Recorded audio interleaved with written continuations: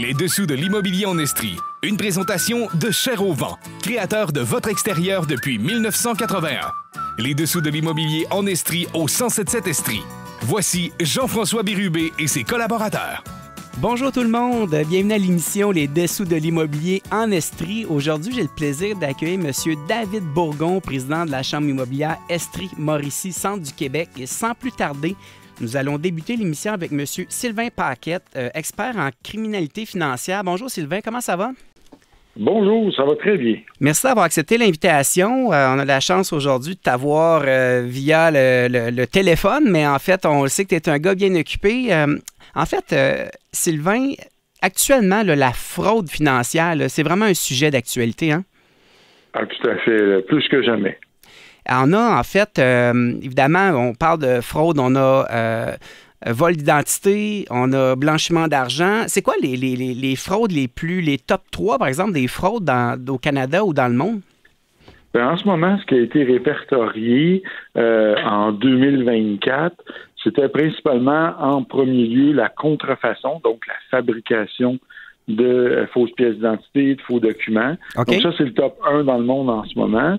En deuxième rang vient ensuite les stupéfiants, donc le trafic de stupéfiants, la production et la vente. Oui. Et en troisième vient le trafic humain.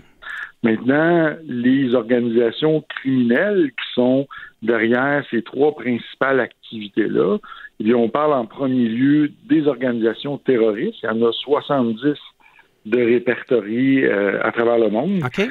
Puis eux vont se financer avec ça. Ils vont aller chercher un rendement de 4000 %. Donc, pour chaque dollar investi là, en matière de fraude, ils vont chercher 4000 % de rendement. Donc, on peut voir que c'est un bon moyen de financement. C'est ensuite, plus fort que certains États? Ah oui, ils ont beaucoup de moyens, là. Et après les organisations terroristes, il y a les organisations criminelles. Et quand on parle de crime organisé, si on va en définition de la loi, là, c'est quand trois personnes s'associent ensemble pour commettre un méfait dans lequel ils vont tirer un avantage pécuniaire. Donc, ça peut être trois amis qui se mettent ensemble, c'est ça qu'on appelle du crime organisé. Okay. Et des organisations criminelles comme ça, il y en a 33 000 de répertoriés juste au Canada pour aux États-Unis. T'es-tu sérieux? Oui, donc ça, c'est beaucoup de monde. Fait que là, on a les terroristes, les organisations criminelles. Ensuite, il y a les pays qui font l'objet de sanctions économiques de la part du Canada. Okay. Donc ça, c'est des pays qui vont engager, des gouvernements qui vont engager des pirates informatiques, des fraudeurs pour attaquer la population canadienne et nous affaiblir économiquement. Okay. Puis, après ça, bien, on a évidemment le jeune là, dans son sol à Laval avec son hoodie qui boit 12 cannes de Red Bull par jour puis qui fait de la fraude là, avec l'hameçonnage à 25 puis des trucs comme ça. Fait qu'aujourd'hui, les fraudeurs et les criminels auxquels on doit faire face, ils sont juste au bout de notre téléphone. Tu sais, il y a 30 ans, on c'est savait... peut-être notre voisin. C'était quelqu'un qui restait 2-3 rues plus loin. On pouvait les identifier aujourd'hui, mais tous ces gens-là sont pas plus loin que notre téléphone. Et ces organisations criminelles-là, qui ont des moyens colossaux, bien, qu'est-ce qu'ils font avec leur argent? Bien, ils vont acheter de l'immobilier, ils vont acheter des chaînes d'hôtels, des chaînes de restaurants, des concessionnaires automobiles. Donc, ils se lancent, là, ils vont établir leur souveraineté et ils vont devenir extrêmement puissants. Nous, en fait, Sylvain, dans le courtage immobilier, on est régi ou supervisé par la CANAF. Oui. La CANAF, en fait, puis reprends-moi si je me trompe, là, c'est toi l'expert, mais c'est une agence, en fait, qui veut contrôler le blanchiment d'argent. Action terroriste, je pense que c'est un regroupement national, mais qui est connecté avec d'autres gouvernements internationaux. C'est bien ça? Oui, c'est ça. C'est tout interrelié, là, justement. Puis en haut de ça, c'est les Nations Unies. C'est pour combattre, justement, la criminalité, le blanchiment d'argent. Et justement, le problème qui se passe en ce moment dans l'immobilier, c'est que les trafiquants de fentanyl bien, investissent massivement dans l'économie, dans le marché de l'immobilier, et créent des surenchères aussi. Donc, c'est une problématique majeure là, qu'on a au Canada. Et là, tu spécifies le fentanyl, Sylvain. Oui, principalement le fentanyl, c'est pas un problème qui est du côté de l'Europe. C'est un problème qui est ici. Et la source de ce problème-là, ça remonte à plusieurs années. Là. Qu'est-ce qui fait que le trafic de fentanyl ici est aussi puissant? C'est que quand il y a eu le fameux scandale de Purdue, la compagnie pharmaceutique qui commercialisait l'Oxycontin, ça l'a créé aux États-Unis, on sait que ça a créé 500 000 morts, mais ça a créé une génération de personnes qui sont devenues accros aux drogues. OK, une addiction. Le fentanyl, c'est une addiction, et le fentanyl vient combler ce trou-là maintenant qui est manquant ou ce qu'il n'y a plus l'Oxycontin. Donc, c'est pour ça que le fentanyl est aussi fort. Donc, il est majoritairement consommé aux États-Unis. On le voit de plus en plus ici au Canada, là, mais la plus forte hausse est aux États-Unis, mais c'est ici qu'il est produit. En fait, là, on parle d'addiction. Là, les gens vont nous demander, on s'en va où dans notre sujet de l'immobilier? Mais au final, on est quand même dans une situation où nos voisins du Sud criaient haut et fort qu'on avait un problème de production de fentanyl. Et là, d'une certaine façon, là, on a un spécialiste qui nous dit que c'est une réalité sur le terrain, là. Et particulièrement au Québec ou ailleurs au Canada? Bien, si on prend l'exemple du Québec, le fentanyl, c'est plus là, dans l'ouest, on dirait plus dans la Colombie-Britannique, mais c'est aussi c'est un problème pan-canadien. Okay. Mais ici au Québec, là, tout récemment, là, j'ai fait une présentation avec des gens du SPVM là, dans une conférence pour l'Association des spécialistes en crime financier. Et on m'a fait part là, que le Québec est devenu aujourd'hui, en termes d'exportation de cannabis, l'équivalent de ce qu'était la Colombie dans les années 90 pour l'exportation de cocaïne. Ben voyons donc. Oui. Donc, on a vraiment... c'est un phénomène, là. C'est endémique, là. C'est une problématique au Québec qu'on a avec ça. C'est vraiment... c'est très facile, hein, de démarrer là, une entreprise pour faire de la culture de cannabis de façon illégale, là, puis d'exporter avec ça. Sylvain Paquette, je rappelle, expert en criminalité financière. Je pense que tu as d'autres titres importants aussi, peut-être juste spécifier, Sylvain? Oui, bien, je suis vice-président pour l'Institut canadien du crédit, qui est une association professionnelle pour les directeurs de crédit au Canada. Puis moi, je suis vice-président pour le chapitre du Québec. Donc, je suis sur plusieurs comités, plusieurs trucs là, où je m'intéresse vraiment au domaine de la fraude et de la criminalité. Sylvain, on va prendre une petite pause, le temps d'une publicité, puis au retour, je veux qu'on aborde le sujet, l'impact, nous, là, dans notre région, qu'est-ce que ça peut avoir comme impact? Quoi faire attention? Comment on peut se protéger vis-à-vis de tout ça? On va se retrouver dans quelques instants. Vous écoutez le balado Les dessous de l'immobilier en Estrie. Alors, nous sommes de retour avec M. Sylvain Paquette, expert en criminalité financière. Merci encore une fois, Sylvain, d'être là. Bien, merci. Pour ceux, en fait, qui ont manqué, l'entrevue avant la pause publicitaire, on parlait, en fait, des top 3, des fraudes financières dans le monde. Puis là, on se dit, OK, comment nous, au Québec, dans notre cours, ça peut nous affecter? Tu nous expliquais d'entrée de jeu qu'actuellement, le Québec exporte davantage de produits ou de drogues que la Colombie pouvait le faire dans ses années les plus populaires. Mais tout cet argent-là, en fait, qui se retrouve sur le marché, comment ça peut affecter monsieur, madame, tout le monde? Sylvain, les gens qui nous écoutent aujourd'hui, c'est quoi l'impact? Bien, c'est que ça crée effectivement le phénomène de surenchère qu'on voit qui persiste toujours. Et comment que ça se passe? Puis c'est là qu'est la problématique, c'est que les courtiers immobiliers doivent remplir des déclarations d'opérations douteuses lorsque ils vont, par exemple, s'apercevoir dans une transaction la provenance des fonds qui est douteuse ou des trucs qui laissent croire là, qu'il pourrait s'agir de blanchiment d'argent. La CANAF dont je parlais là, au début de l'entrevue. Là. Exact. Mais la problématique, c'est que le courtier n'est pas en mesure ou n'a pas les outils pour être capable d'identifier le blanchiment d'argent. Et là, je peux te donner, par exemple, un scénario type que l'on peut voir. Donc, en ce moment, on sait que le vol de véhicules, c'est quelque chose qui est très populaire. Bon, les gens qui font du vol de véhicules vont aller se chercher un revenu pour la revente des véhicules volés de plusieurs milliers de dollars par semaine. Donc, qu'est-ce qu'ils vont faire avec cet argent-là? Ils ne peuvent pas déposer ça à la caisse demain matin. Ça va lever des drapeaux. Fait qu'est-ce qu'ils font? Ils vont se démarrer un certain type d'entreprise comme travailleur autonome et là, ils vont simuler une clientèle qui va payer comptant. Ils vont payer les taxes, les TPS des véhicules, puis ensuite, ils vont introduire l'argent dans le compte bancaire. Donc ça, là, c'est la première étape du blanchiment d'argent. On appelle ça le placement. Okay. Ensuite, la deuxième étape, c'est qu'ils vont éparpiller à travers d'autres compagnies, des complices, des compagnies sœurs. Et là, ils vont noyer la trace de l'argent à travers de la facturation ou du prêt. Okay. Puis ensuite, ils vont ramener l'argent. Donc ça, c'est la phase de réintégration. Ils vont ramener l'argent et là, par la suite, ils vont s'acheter des biens de luxe, acheter de l'immobilier. C'est là que l'immobilier devient un véhicule intéressant. Exactement.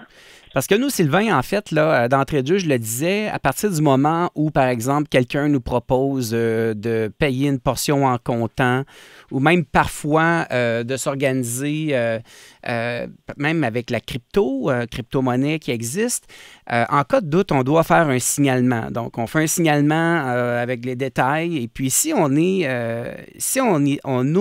omet de signaler ça, on est vraiment dans une situation où on est en faute et on a des pénalités importantes, comme par exemple d'identifier la profession d'une personne. On doit vraiment bien la spécifier parce qu'en réalité, on peut avoir des amendes au-delà de 2 à 3 000 $ par transaction là où on a mal identifié les parties. Donc, il y a quand même, on voit qu'il y a un mécanisme que le gouvernement en met en place et là, aujourd'hui, tu mets en lumière la raison de ces mécanismes-là. Effectivement. Les fraudeurs savent toutefois que les courtiers immobiliers doivent faire des déclarations d'opérations douteuses, ce qu'on appelle les DOD là, au sein de la CANAF. Alors, ils le savent, donc ils vont passer par d'autres moyens moins risqués dans lesquels vous ne serez pas en mesure de les identifier. Okay. Donc, comme j'expliquais, ils vont être propriétaires d'entreprises, des petites PME, mais il y a certains types de PME qu'on peut facilement identifier où il va y avoir des exemples? Une circulation, oui, par exemple des barbershops, des commerces d'esthétique, esthétique automobile, salon d'esthétique pour dames, nettoyeurs, lave-auto, tout commerce. Tout ce qui est service. Tout ce qui est service qui va y avoir une présence d'argent comptant. OK. Et est-ce qu'on a des cas célèbres, Sylvain, par exemple, qu'on pourrait sortir? Là, je t'amène peut-être dans un piège, là, mais as-tu une histoire qui te vient en tête? Oui, mais tout à fait. Il y avait un petit commerce en 2019 dans Parc Extension. C'était une blanchisserie, donc un nettoyeur. Et ce commerçant-là, du nom de Kamel Ahmed, okay. D'ailleurs, il y a un article de la presse là, qui en parle du 4 août 2019, qui a, en 12 mois, qui a blanchi pour 100 millions de dollars. 100 millions? 100 millions. OK, fait qu'il était sûr de ne pas passer sous le radar, lui-là. Là. 100 millions? Ils ont utilisé une technique de blanchiment d'argent qu'on appelle l'AWALA. Okay. Donc, c'est un système qui remonte à l'époque de la route de la soie. Là, donc, ça nécessite 4 personnes qui vont transiger là, à travers 2 continents, puis qui vont s'échanger des sommes d'argent sans toutefois relier le payeur et le débiteur ensemble. Donc, c'est des sommes colossales. Et ça, c'est un qui s'est fait prendre, là. Donc, imaginez tous ceux qui ne se font pas prendre. Mais ça, Sylvain, en fait, à partir du moment où il y a une entrée d'argent dans une entreprise qui sort de l'ordinaire, j'imagine qu'il doit y avoir quelque part un drapeau rouge là, qui s'allume, là, puis quelqu'un qui lève la main ou sous les gouvernements ou le système policier ou la GRC n'ont pas suffisamment d'outils pour détecter ça? Bien, ça passe d'abord par la dénonciation. Il faut savoir aussi que la CANAF vont filtrer à peine 3 % de ce qui va transiter là, en termes financiers dans le système bancaire. Donc, c'est pas beaucoup. Et ils réussissent quand même à en intercepter plusieurs, mais malheureusement, il y en a beaucoup qui passent à travers les mailles du filet. Alors, tu es en train de me dire que tous les efforts qu'on met dans la CANAF, c'est seulement pour 3 %? C'est quand même assez surprenant. Mais dis-moi donc, à partir de là, on a quand même une situation un peu particulière. Mais c'est quoi, en fait, les outils que le gouvernement a pour ralentir ça, outre, mettons, que parce que, finalement, quelqu'un aujourd'hui qui voudrait blanchir de l'argent, est-ce qu'il ne serait pas mieux à ce moment-là de contacter un propriétaire directement puis transiger sans intermédiaire? Mais c'est justement là que ça va lever des drapeaux. Et un problème qu'on a en ce moment dans l'industrie, là, c'est que le courtier hypothécaire doit dénoncer auprès de la CANAF, le courtier immobilier, l'institution financière. En fait, le seul qui n'est pas tenu de dénoncer en ce moment auprès de la CANAF, c'est le notaire. OK. Pourquoi? Bien, il y a eu des pressions du barreau parce que les notaires et les avocats ici sont tous deux membres du barreau, ont des comptes en fideicommis, et c'est reconnu depuis quand même longtemps qu'il y a eu des cas où le blanchiment d'argent a transité par des comptes en fideicommis d'avocats. Donc, il y a une pression qui se fait de ce côté-là là, pour empêcher là, peut-être du lobbying ou je sais pas trop quoi, mais il y a une pression qui se fait pour pas que, raison de confidentialité aussi des clients, que les comptes des avocats que les avocats soient tenus de déclarer les déclarations d'opérations douteuses. En fait, Sylvain, toi, tu es en fait aussi en charge de l'Académie de formation de prévention de la fraude, c'est bien ça? Oui, exactement. Tu donnes la formation, ça sert à qui? Ça sert à quoi, en fait? Qui t'appelle pour obtenir ces formations-là? Bien, il y a souvent des agences immobilières qui vont communiquer avec moi pour que je vienne faire une présentation. Avec des formations qui parfois donnent les UFC, les unités de formation continue, des fois non. Qui sont obligatoires. Oui, on a plusieurs types de formations vraiment adaptées, là, comme on en a une sur justement la lutte au blanchiment d'argent. Et dans celle-là, on va vraiment expliquer tout le processus, comment le reconnaître en tant que courtier. Et est-ce que tu as l'impression que tous ces efforts-là portent fruit ou c'est pas nécessairement concret, c'est vraiment sur du long terme qu'on peut espérer voir une amélioration?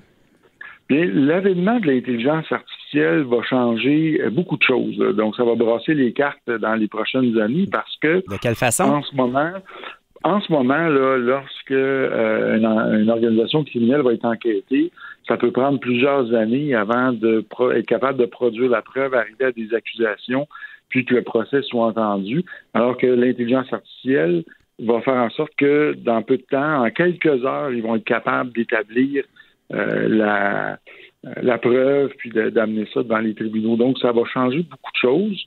Au niveau de la criminalité, on le voit là en ce moment, il y a beaucoup d'intelligence artificielle qui voit le jour en termes de détection de fausses pièces d'identité ou de faux documents.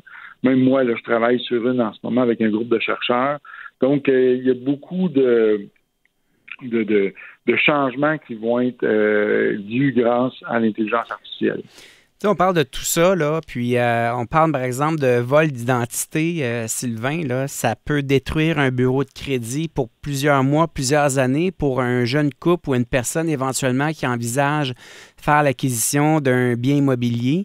Mais puis j'ai l'impression qu'à toutes les fois où le système trouve une façon, le système légal trouve une façon de nous protéger, il y a de nouvelles brèches qui s'ouvrent, puis c'est toujours à recommencer. Ça se perfectionne énormément. Les fraudeurs sont très bons dans ça et les identités, là, une fois qu'ils sont usurpées, vont se vendre entre 8 et 15 $ la pièce sur le dark web. Et comment ils vont voler l'information? Mais ça peut provenir de fuites de données d'entreprises ou d'institutions financières. On a vu ce matin dans le journal, justement, il y avait un prêteur privé dont 150 000 clients ont été... les données se sont retrouvées sur le web. Il y a des cas comme ça. Il y a plein de situations, par exemple, où des gens, dans des courriels d'hameçonnage, vont fournir de l'information personnelle, des fausses offres d'emploi. Donc, les fraudeurs ramassent toute cette information-là. Et aujourd'hui, là, le renseignement, c'est l'or noir numérique. Okay. Donc, avec le renseignement, on peut faire beaucoup de choses. Et ça sert, comme tu disais, d'entrée de jeu, hein, c'est 4000 % de rendement que les fraudeurs vont chercher. Donc, c'est vraiment une industrie qui est très payante, le vol d'identité. Quels sont les conseils, Sylvain, qu'on peut donner aux auditeurs?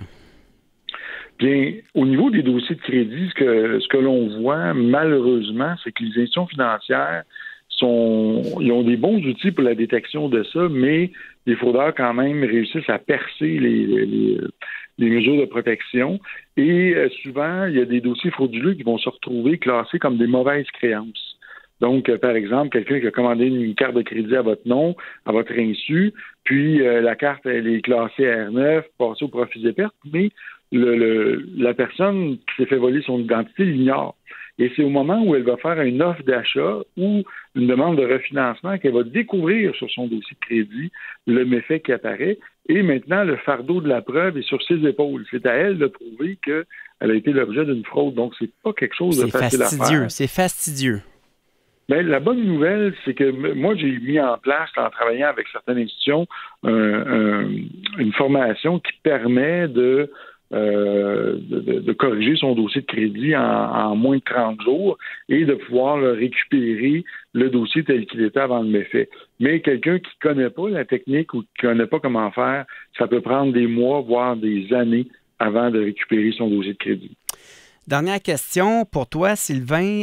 Quelqu'un qui nous écoute, qui envisage vendre, puis qui a un sérieux doute sur la provenance des fonds, est-ce que cette personne-là qui accepte des fonds ou qui pourrait éventuellement être tenue responsable ou impliquée dans le méfait? Bien, tout à fait.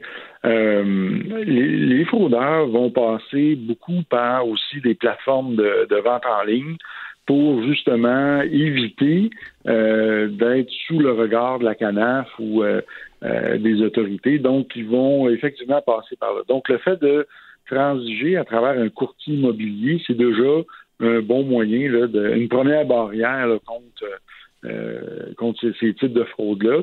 Il faut faire attention aussi parce que sur les plateformes, il y a beaucoup de fausses des fois des vols de titres, là, donc des personnes qui annoncent des propriétés qui ne leur appartiennent pas. Donc, ils vendent une maison qu'ils ne détiennent pas. Exactement. Incroyable.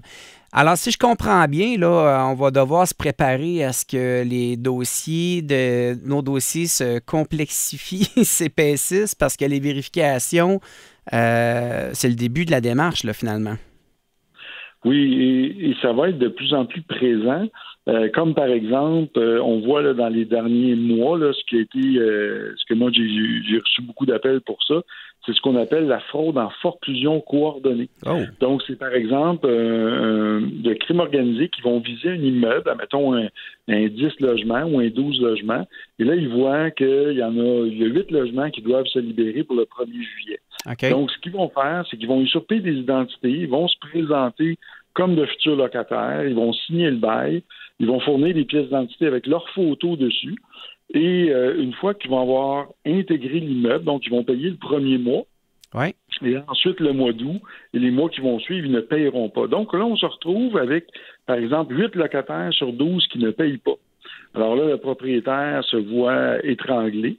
Et comme par hasard, il y a quelqu'un qui va se présenter, qui va dire « Hey, je vais l'acheter, moi, ton immeuble. » Voyons donc. Et là, comme tu as juste 2 locataires qui payent, écoute, je vais te faire un offre, et là, ils vont l'acheter à rabais.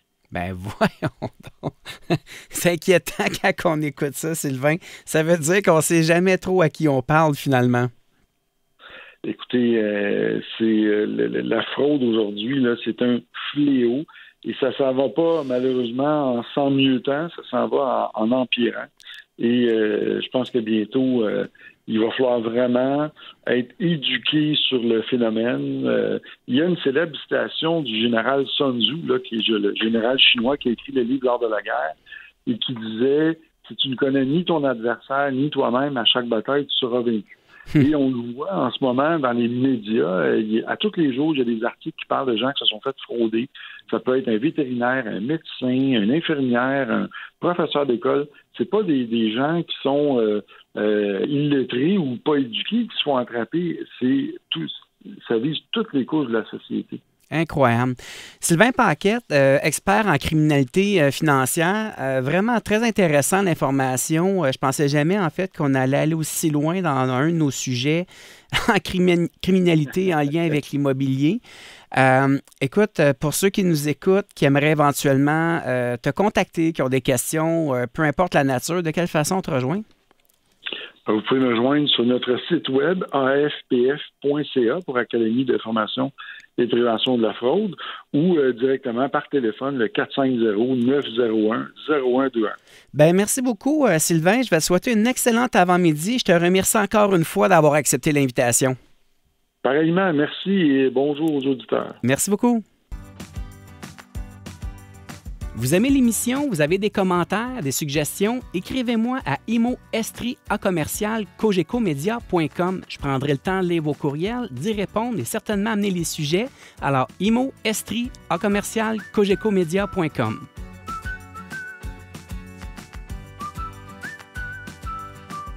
Alors, nous sommes ce matin avec David Bourgon, courtier immobilier chez Remax d'abord et évidemment président de notre chambre immobilière Estrie-Mauricie, Centre du Québec. Merci David d'être là.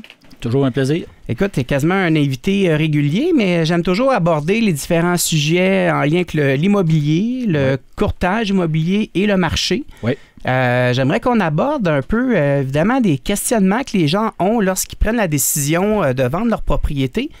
La façon de la perception du grand public de la valeur de leur maison, là, David, c'est en fait c'est un sujet de discussion sensible. Hein? C'est un défi quotidien qu'on rencontre là, en tant que courtier immobilier. Naturellement, ce qui me vient en tête, c'est un de mes amis la semaine dernière me contait avoir eu une discussion lors d'un souper avec ses voisins, puis tout le monde s'obstinait sur la valeur de leur propriété, puis ils se basaient sur leur évaluation municipale. Alors, il y en a un dans le lot qui dit, écoute, les évaluations municipales dans notre secteur à campagne, c'est 107 %.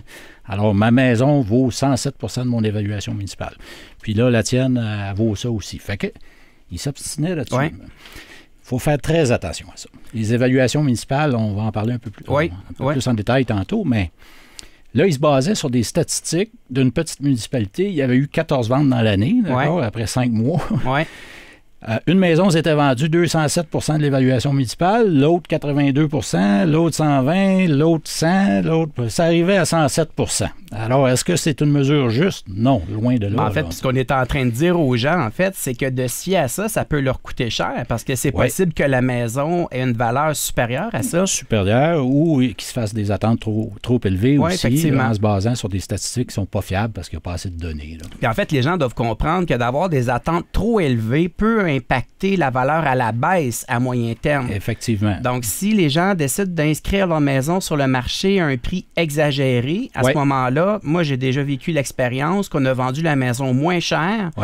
Un an et demi plus tard, qu'on l'aurait vendue si elle avait été inscrite à un juste prix. Exactement. Et peut-être même en promesse d'achat multiple. Il y a une stratégie derrière ça. Donc, des fois, c'est ça a l'effet inverse. Là. On part trop haut, on s'attend, on a des grandes attentes, puis on finit par vendre moins cher que si on avait inscrit correctement au début.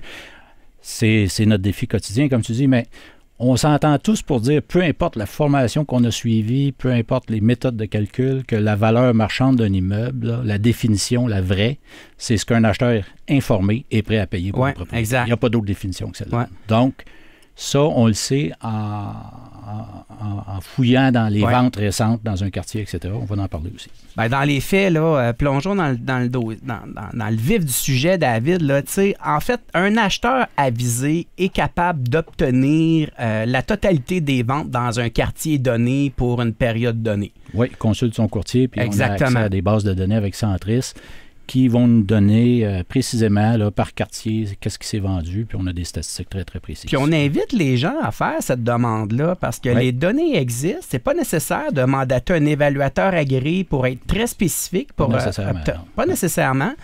Mais il y a quand même des quartiers plus faciles à évaluer que d'autres, hein? Bien là, c'est là que la science n'est pas exacte, comme on peut dire. Écoute, si on prend rapidement, là, Brossard, un quartier des années 80, c'est tous des terrains qui mesurent 50 par 100. Okay? Ils ont tous 5000 pieds carrés, ils sont tous sur la même rue, c'est le même numéro d'autobus qui passe, ils ont toutes la même vue. Des chances sont que c'est le même constructeur qui les a toutes construites. Ils ont la façade en brique, les trois autres faces en vinyle. Là, c'est l'enjeu. C'est facile à évaluer une maison. Là, on prend les 3-4 dernières qui se sont vendues sur la rue, puis on arrive à un chiffre, puis c'est clair. Puis là, on peut dire, toiture récente, drainage refait. Fait des petits ajustements, puis on y arrive facilement. Mais tu sais comme moi que si on arrive, par exemple, à la campagne, à Austin, là, on arrive devant un chalet en bois rond. Qui est en haut d'une montagne avec une vue exceptionnelle, puis il y a un accès au lac à distance de marche. Puis là, on le compare dans son quartier avec des ventes récentes, puis il y a eu 3 ventes dans l'année, puis c'est des maisons ultra contemporaines avec des murs en verre, puis qui n'ont pas accès au lac. Mais avec une vue. Avec une vue sur la forêt. Exact. Bon, viens donc me comparer ça. Exact. C'est là que le courtier immobilier est très, très important parce que là, nous, on sait ce que les acheteurs recherchent, on sait ce qui est en demande pour un chalet, c'est quoi que le nombre de chambres à coucher, l'emplacement. Moi, je m'amuse à dire, David, qu'on est les petits soldats sur le terrain. On est les premiers sur la ligne de front à évaluer, dans le fond, la demande. Ouais. Et en fait, je dis ça, mais c'est fréquent aussi que les évaluateurs agréés nous consultent lorsqu'ils ont une maison évaluée. Exactement. On a souvent des appels, David, qu'est-ce que tu en penses? Je sais que tu travailles beaucoup dans ce secteur-là. Ou qu'est-ce qui se passe dans ce coin-là? Le marché est là, vous avez vendu cette propriété-là. C'est ça. C'est quoi l'activité qu'il y a eu? C'est quoi la demande? Combien de promesses d'achat vous avez obtenues? vendu le voisin, ça a bien été. Exactement. Il se fie beaucoup à notre expertise. Mais ça demeure une opinion quand même. C'est une opinion. Je veux dire, un évaluateur agréé va soumettre un rapport d'évaluation agréé avec des données très, très, comment je pourrais dire, techniques. C'est très rationnel, si on veut. Tandis que le courtier immobilier a tout l'aspect émotionnel puis intangible de la valeur d'une propriété. Des intangibles, il y en a plein, là, qu'on parle de, on disait tantôt une vue exceptionnelle. Bon, mais l'évaluateur agréé, la vue exceptionnelle, il ne sait pas trop comment mettre de valeur là-dessus. La municipalité ne sait pas comment mettre de valeur sur une vue exceptionnelle, par exemple. Maintenant, on parle de la vue, mais tu sais, si on prend... décor.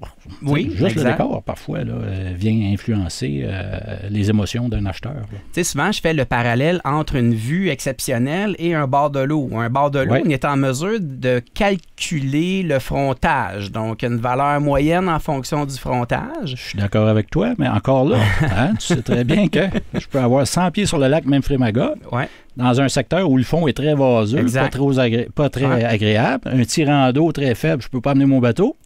Puis je vais avoir le même 100 pieds un petit peu plus loin, à quelques centaines de pieds de là, puis que ça va être une belle plage de sable pour mes enfants avec un fond qui s'en va en creusant graduellement, puis que je peux installer mon bateau. Exact. Le même 100 pieds sur le Memphremagog ne vaut pas nécessairement le même... Oui, parce que, écoute, David, moi, j'ai eu des situations où les gens nous ont demandé une première visite pour un bord de lac. Lors de la deuxième visite, les enfants sont arrivés en maillot de bain, sont allés se baigner. Pourquoi? Pas parce qu'ils avaient envie de se baigner, ils sont allés tester le fond de l'eau. Alors, ça a une valeur. On le voit souvent, les gens retroussent leur pantalon, là, puis se mettent les pieds à l'eau. Et là, vous avez... ça, sur l'évaluation municipale, on ne voit pas exactement. ça. Donc, il y a tellement de nuances. Donc, je pense que c'est là qu'on dit aux gens, faites attention, en fait, à la rumeur urbaine. Toutefois, David, un peu plus âgé, moi, j'ai commencé fin des années 90. De 90 à 2000, là, à Sherbrooke, principalement, les valeurs se sont maintenues là, presque pendant 10 ans. Là, ça augmentait d'1%, ça diminuait d'1%. Donc, on a obtenu 3 rôles triennales pour l'évaluation municipale. Je pense qu'à un certain moment donné, là, après 9 ans de marché stable, les évaluations municipales étaient quand même un repère. Est-ce que ça pourrait dire aujourd'hui que c'est une vieille croyance qui demeure dans le marché? Bien, avec tout ce qui s'est passé au cours des dernières années, c'est certain. Puis là, l'évaluation municipale, tu l'as mentionné, c'est un rôle triennal. Fait que donc, il évalue aux 3 ans. Puis des fois, il y a des municipalités qui sautent un rôle s'ils n'ont pas de besoin financier particulier ou s'ils n'ont pas les moyens de faire réévaluer toute leur municipalité. Ils vont sauter, fait que ça devient aux 6 ans. Le rôle triennal, lorsque le rôle est déposé, il est déposé au mois de janvier à partir d'une évaluation qui était faite 1 an et demi plus tôt. C'est au mois de juillet de l'année d'avant. 18 mois avant.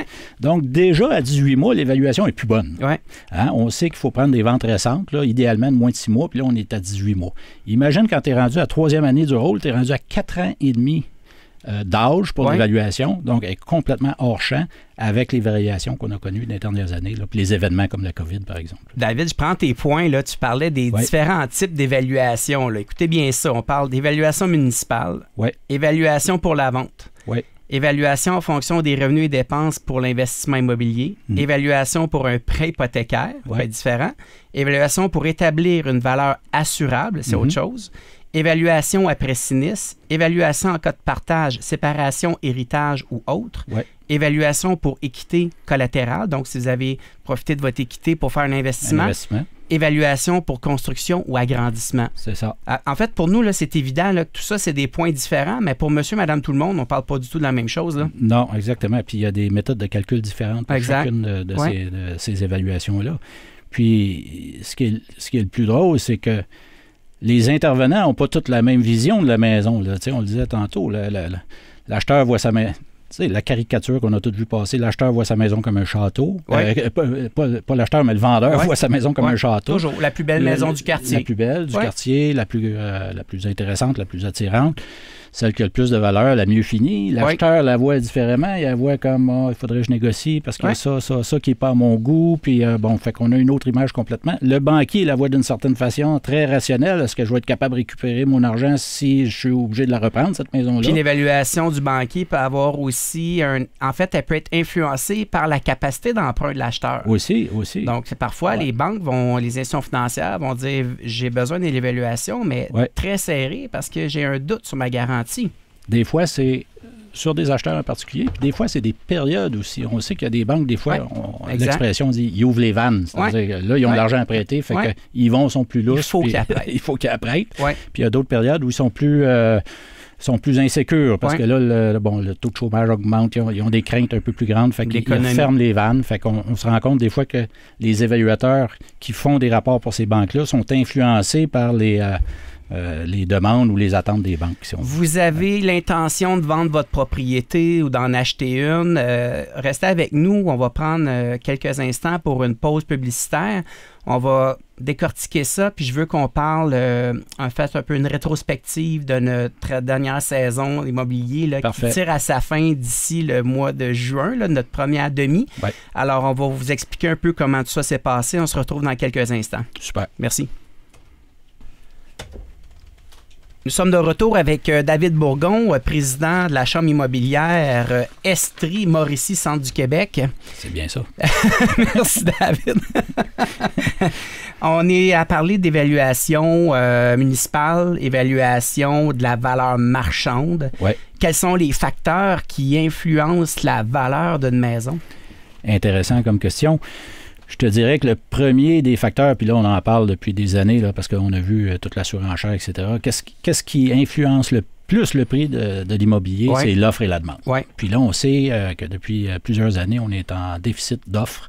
La demande surpasse l'offre dans bien des cas. Il manque de construction au Québec. Là, il manque à peu près 100 000 portes là, à chaque année. Mais David, je lisais hier que la Chambre, en fait, la SCHL dit que ça prend 1 200 000 nouveaux logements d'ici 2030. D'ici 2030. Les gens, en fait, je ne sais pas si vous vous imaginez ce que ça veut dire, mais préparez-vous à avoir des terres agricoles, des forêts, des zones humides disparaître parce qu'il faut construire. Oui, puis des secteurs...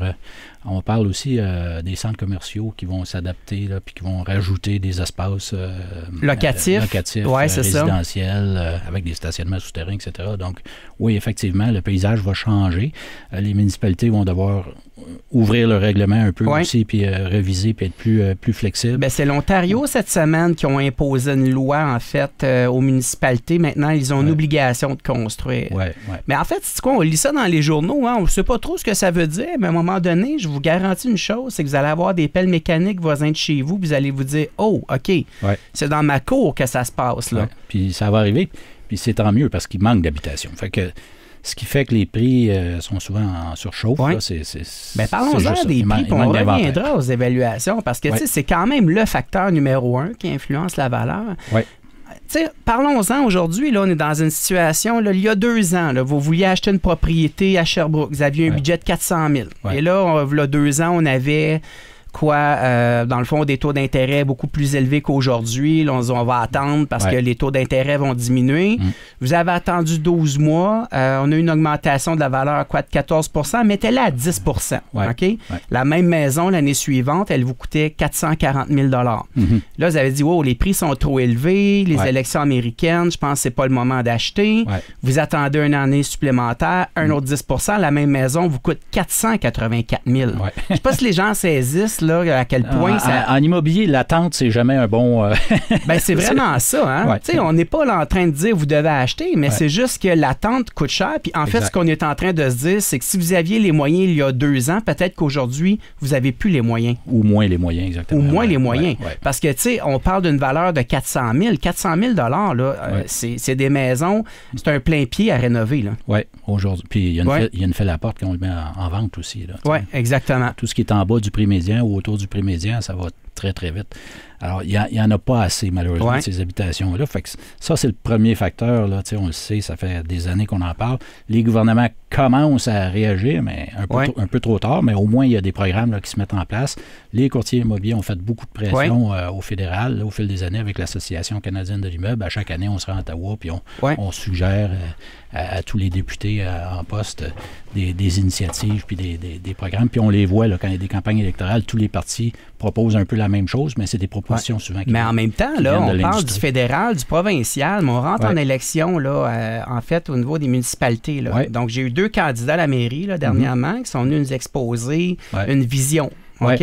Mais rien de concret, là, parce qu'on est quand même tôt là, dans la campagne électorale municipale. Mais pour ceux qui nous écoutent, c'est le temps de poser les questions pour choisir les bons candidats. Parce que ce qu'on est en train de se dire, là, c'est que tout dépendamment de la vision du candidat, ça peut venir alléger le fardeau. Oui. En fait, c'est ça la réalité. Ah ben oui, ça joue sur plein de facteurs, là, les différents développements, le moratoire qu'il y a présentement sur la construction. Exactement. Ils vont-tu travailler pour... il faut vraiment, comme tu dis, questionner les candidats à savoir c'est quoi leur programme. Parce que ça prend du concret. Parce qu'il faut régler rapidement. ça. Rapidement. Je pense que régler ça, ça va être de... Il faut aider les entrepreneurs, les promoteurs qui sont là puis qui attendent. Oui, puis en même temps, David, tu es d'accord avec moi là, que c'est pas une seule personne qui va régler ça. Donc, je pense que plutôt de critiquer, c'est peut-être d'amener des idées aux candidats aussi, hein, puis de voir lequel des candidats va probablement adopter ces idées-là. Je pense que, tu sais, l'idée, c'est collectivement, on a quand même une responsabilité d'avancer là-dedans. Effectivement. L'autre facteur qui est le plus important quand vient le temps d'évaluer une maison, c'est la localisation. Hein. Tu sais comme moi que le même bungalow, là, tu le prends sur le bord de la 10, quelque part, là, puis tu le transportes dans le quartier nord ou tu l'amènes sur le bord du même Frémagogue. Il n'y a pas la même valeur. Hein? Non. C'est les mêmes matériaux, c'est la même grandeur. Le 2 par 4, il n'y a pas la même valeur tout d'un coup. La porte-patio coûte la même chose. Le même prix chez Rona, mais tu la mets au bord du même frais, elle ne vaut pas la même chose que sur le bord de l'autoroute, quelque part, dans un endroit proche d'une usine, par exemple.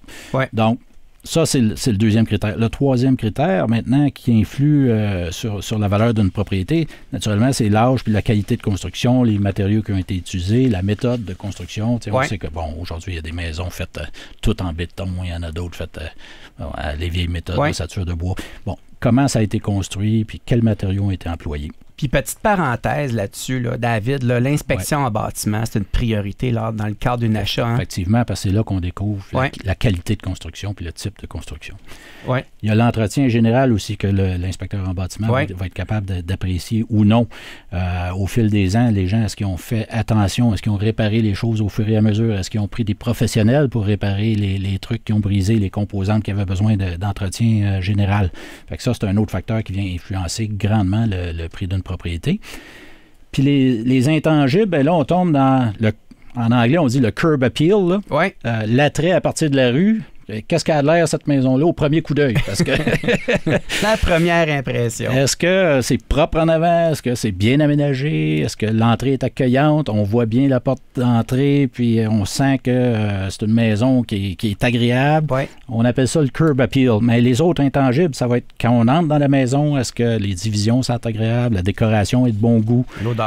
L'odeur, la vue qu'on a, l'orientation de la cour parfois, est-ce que c'est ensoleillé en fin de journée? C'est tous des facteurs plutôt intangibles, comme on disait tantôt, que l'évaluateur agréé ne va pas nécessairement considérer ou que la banque ne va pas nécessairement considérer, mais c'est là que le courtier immobilier entre en jeu et il connaît un peu les émotions des acheteurs, puis qu'est-ce qui est gagnant auprès d'un acheteur, puis qu'est-ce qui l'est moins. Mais David, expliquons aux auditeurs, c'est quoi la différence entre un évaluateur et le courtier lorsqu'il est le temps d'établir la valeur? L'évaluateur agréé va faire un rapport agréé, très rationnel. Il va prendre des maisons, va les comparer, comme je le disais tantôt, il va faire des calculs. Le terrain de celle-là est plus grand, il va le rendre la même grandeur que l'autre pour arriver à un calcul mathématique qui donne une valeur précise à cette maison-là. On appelle ça un rapport d'évaluation agréé. Il va prendre 2-3 méthodes aussi. Il va prendre la méthode du coût. Il va calculer le coût de construction de cette maison-là, comment la reproduire aujourd'hui, puis il va la déprécier selon l'âge de la maison pour arriver à un autre calcul. Puis il va croiser ces 2-3 méthodes ensemble pour arriver à un chiffre très, très, logique et mathématique. Le courtier immobilier, lui, c'est une opinion. Ça coûte combien, ça? Ça coûte combien? Ça dépend encore là de qui commande l'évaluation. Okay? Ouais. Les banques, c'est des gros acheteurs d'évaluation, donc ils ont des prix de gros, puis ils font faire des soumissions, puis c'est des rapports moins étoffés, si tu veux, que si toi, par exemple, tu commandes une évaluation pour ta maison. Donc, un rapport de banque peut coûter quoi? Entre 300 et 700, Et souvent, c'est un technicien qui va se rendre sur place et non pas l'évaluateur agréé. Exactement, un technicien qui va venir prendre quelques photos, puis souvent, tu sais comme moi, il va nous demander combien la maison a été vendue, puis son rapport va étrangement ressembler à ça, parce qu'il sait que la valeur d'un immeuble, c'est ce que quelqu'un est prêt à payer pour. Oui. Bon. Je pense pas que la banque soit lésée là-dedans, mais le point, c'est mais en même temps, c'est déjà arrivé, même s'ils nous demandent la valeur, que l'évaluation n'arrive pas au bon prix. Oui. Oui, c'est déjà arrivé. Exactement. Ouais, pas à l'abri de ça. Non. Le courtier immobilier, lui, va donner une opinion de la valeur marchande d'une propriété. C'est pas tout à fait le même type de rapport. C'est basé quand même sur des comparables. Les calculs ressemblent aussi, mais là, il y a tout l'autre côté qu'on vient apporter, qui est le côté du non tangible qu'on est capable, nous, de mettre un peu plus un prix sur ça. Là où t'en parlais tantôt rapidement, là, on ne peut pas vraiment se tromper parce que si on a mis la maison une petite affaire trop bas, qu'est-ce qui va se passer? Il va y avoir une file à la porte. Hein? Oui, exact. Et puis, on va la vendre probablement plus cher que le prix qui est demandé. Ouais. Puis si on s'est trompé à l'inverse, on l'a mis trop cher, il n'y aura pas un chat. Pas d'activité. Il n'y aura pas d'activité. Pas d'offre. Ou il va y avoir des visites, puis pas d'offre. Exact. Puis là, on se réajuste rapidement. Donc, la beauté de la chose, comme on sait que la valeur d'un immeuble, c'est ce qu'un acheteur est prêt à payer, il faut s'ajuster très rapidement. David, on a eu les chiffres pour le mois d'avril 2025. Oui. Augmentation du nombre d'unités vendues de 14 % sur l'année passée. Ça ressemble à ce qu'on se disait au début de l'année. Oui, c'est ça. Nous avions prévu une augmentation de la valeur moyenne environ de 7 %. Oui. On est à 9 % en ce moment. Oui.